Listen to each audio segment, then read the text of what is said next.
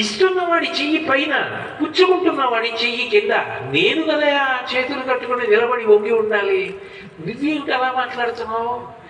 నీదే పై చెయ్యి జనక మహారాజా.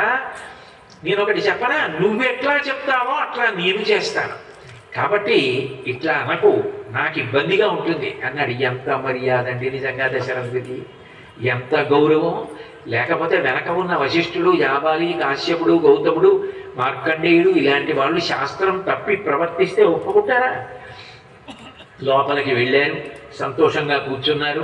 వెంటనే జనక మహారాజు గారు తన పురోహితుడి శతానందుల వారిని పిలిచాడు. గౌతమ మహర్షి యొక్క పెద్ద కుమారుడు శతానందుల వారు, నిన్న విశ్వామిత్రోపాఖ్యానం అంతా చెప్పారు కదా, ఆయన్ని పిలిచి, తమహం ద్రష్టుమిచ్చామి యజ్ఞగోప్తా సమేవత ప్రీతిం సోపి మహాతేజ ఇమాం భోక్తా మయా సహ.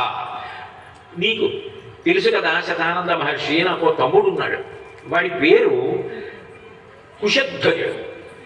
ఇక్షుమతీ నదీ జలములను త్రాగుతూ ఉంటాడు. అంటే అదొక గౌరవం. ఇప్పుడు నేను కాశీపట్టణం వెళ్ళాలనుకున్నాను అనుకోండి, అసలు శాస్త్రీయంగా అయితే ఏంటంటే అది ముందు మధ్య చివరైనా భగవన్నామని చెప్పిస్తారు.